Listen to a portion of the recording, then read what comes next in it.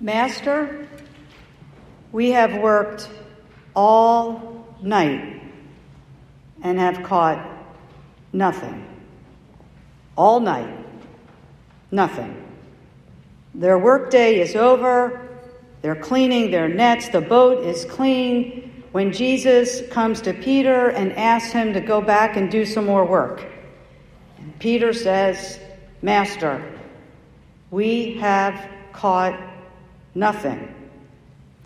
Imagine the fatigue, the frustration of working all night long and having caught nothing. Jesus is not a fisherman. So why in the world would Jesus ask the fishermen who have just finished cleaning their nets and their boats, and by the way, have not caught anything, to go back out and do it again? Master, we have worked all night long and have caught nothing. If it was me, I would have said, Jesus, have you looked at the boats? Have you looked at the nets? There is nothing there. We have worked and worked and worked and have seen no results. We have worked and worked and worked and done everything we could possibly think of and nothing. We know that feeling, don't we? And then the last thing we want to do is to try harder or go deeper. Jesus, how much more can you ask me to do? Did you not hear me? I have worked, and there is nothing. These are days when many of us are just so tired, so fatigued from doing the work that we've been called to do. These are days when some of us who love teaching and believe in the power of the student's ability to learn are just so worn out. They've pivoted again and again and again, and they've worked so hard and they get such little support.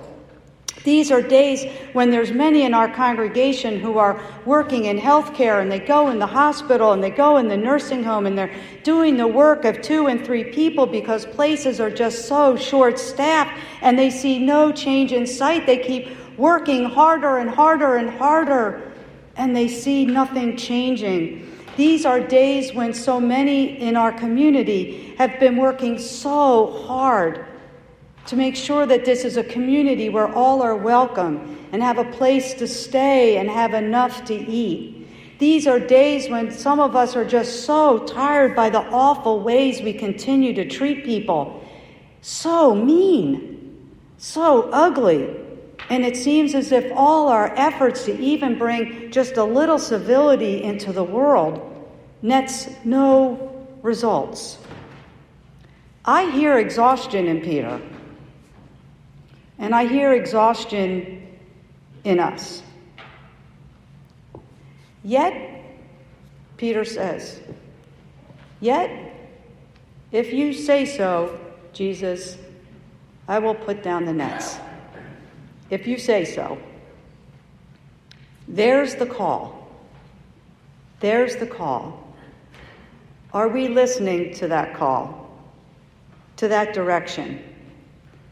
Do we hear what may happen when we're able to overcome our resistance and our fatigue and our skepticism and turn in faith and respond?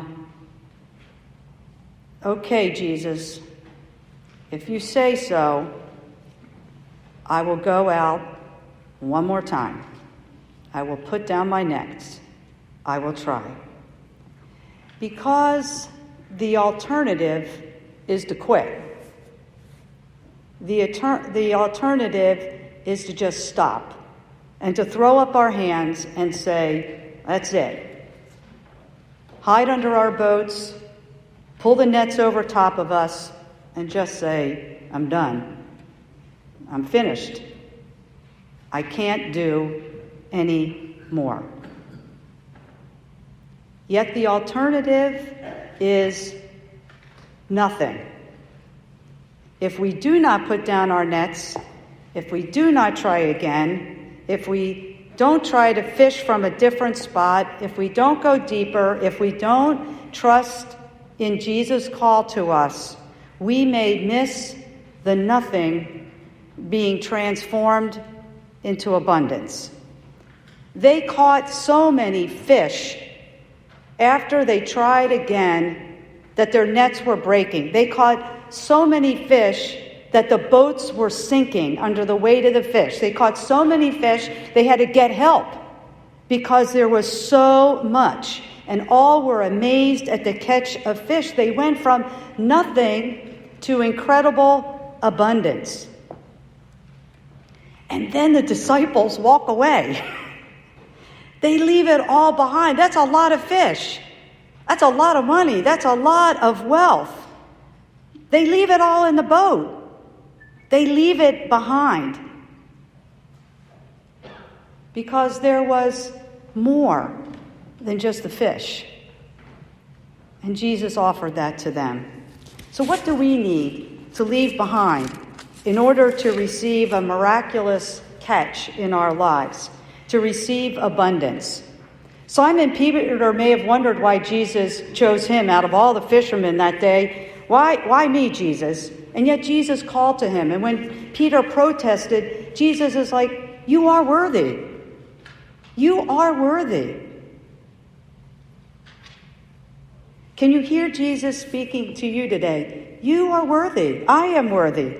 Jesus is speaking hope and encouragement and challenge to our exhaustion, our fatigue, and our skepticism that we're not worthy and that what we're doing is not being heard or welcomed or not working. Can you hear Jesus calling, believing in you, asking you not to give up, to go a little deeper and throw out the net one more time and see what happens?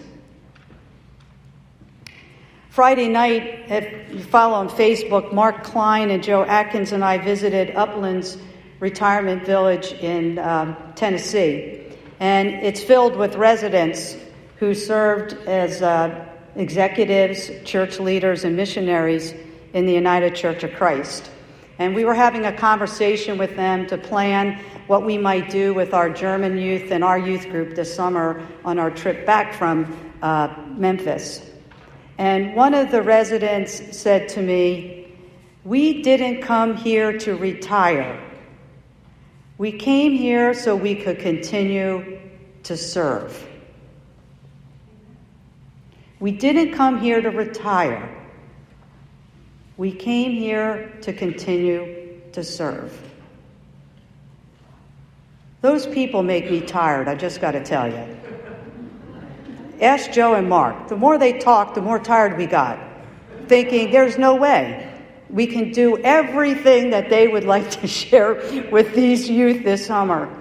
But what hope there was. They have lived some challenging lives and stories that some of us just can't even imagine what they lived through in order to do their ministry. And yet they say, we're here to continue to serve.